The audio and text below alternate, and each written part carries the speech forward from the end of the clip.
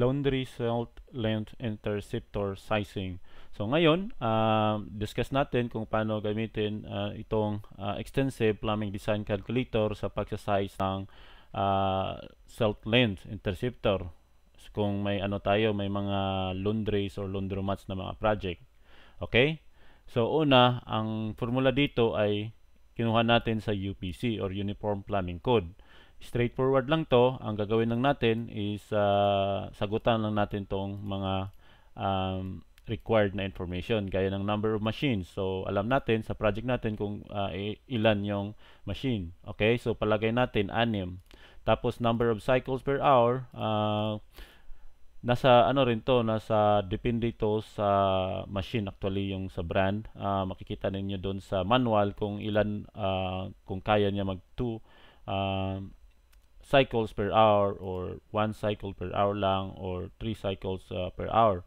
Actually nasa settings yan kung gaano ka parang yung may tinatawag na delicate or normal or mga ganon. Pero palagay natin para lang sa tutorial na to is 2, okay? And then waste flow rate. Ito naman is designer's discretion din to. Check manufacturer equipment, rin to, yung manual niya kung ano yung waste flow rate. Pero sa tutorial na to, nag-research tayo sa internet, random lang to, hindi to yung maaring hindi ito yung makita ninyo sa inyong project. Halimbawa kapag chinek niyo yung manual ng or information ng inyong brand ng inyong washing machine or laundry machine. Okay? So sa dito, gagamitan natin ng 19 gallons of water. Kasi yung load naman ng water, yan rin yung waste niya, di ba? So waste flow rate 19 gallons. So ibig sabihin 19 gallons per cycle na yan. Okay? So magmo-multiply kasi yan sa bawat every machine 19 gallons. Okay, so ngayon retention time, may option tayo dito, pwedeng as per Uniform Plumbing Code na 2 yung hour niya, retention time.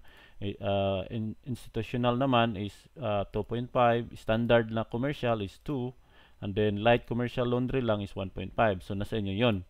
So pagpalagay natin standard lang na commercial. Okay, so storage factors din, may list din tayo as per Uniform Plumbing Code, 1.5.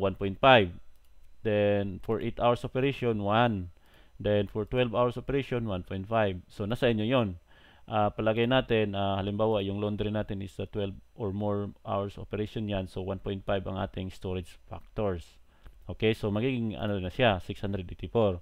Ngayon kung may mapansin kayo dito, may partition thickness, ito yon sa gitna ng ating interceptor. So kailangan natin yung lagyan para mag-add up dito sa ating total length and width, so total length.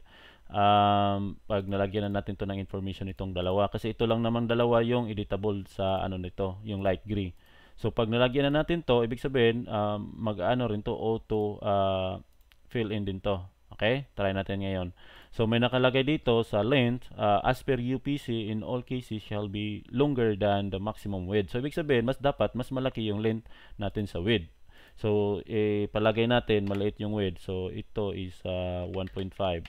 So may lumabas dito, sabi as per UPC in all cases shall be longer than the maximum width. Yun nga. So lakihan natin, gawin natin 1.6. So mawawala na siya, di ba? Ganun lang kadali. So halimbawa 1.2 to 1.3. So halimbawa 1 lang to, 1.6 at ito naman 1.5 or 1.2 to. So may lalabas dito sa baba, as per UPC liquid depth minimum is 0.76, samantalang 1.83 yung max. So lampas tayo sa 183 kaya lumabas tong pula. Okay, try naman natin itong ibabaan ng 0.76, lakihan natin to. So kung makita nyo, lampas pa rin siya ng 0.76. Halimbawa, lagyan natin ito 6. So nawala ng lahat, pero ang problema dapat ay hindi ito bababa sa 0.76, 0.09 na. So i-fix natin yan ngayon. Halimbawa 2.2 dito, tapos 1.5 dito. So, tapos kung gusto nyo itong taasan, diliitan lang natin to, or ito 1.2.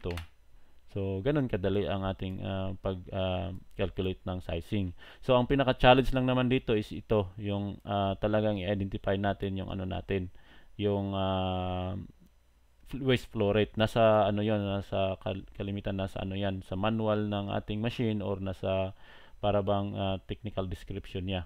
Okay? Technical data. Bilang dagdag na rin dito sa ano natin sa laundry result length interceptor sizing, halimbawa ang ano natin, ang project natin is maliit lang, nasa palagay natin tatlo yung ano natin machine, palagay natin tatlo yan. So hindi siya abot sa minimum kasi may minimum na ano nakasaad doon sa UPC na ang minimum capacity ng interceptor ay dapat 440 gallons. So may ano dito, as per UPC, minimum capacity is 440 gallons. If not met, as per given parameters, ito sa ibabaw, above, use 440 gallons for the total volume required. So ito siya ngayon, nagiging 167 na siya, or equal to 440 gallons. So, kung gawin natin yung size, so 259 siya. Pero kung gawin natin dalawa, so hindi siya umabot ng 440, kaya nagpipick up siya ngayon dito 440 gallons. Yun, automatic yan. Okay?